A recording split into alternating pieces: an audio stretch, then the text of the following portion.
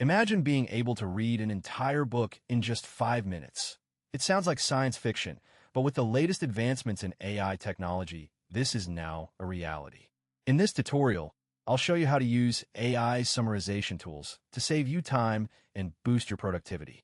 First, let's talk about the problem we're trying to solve.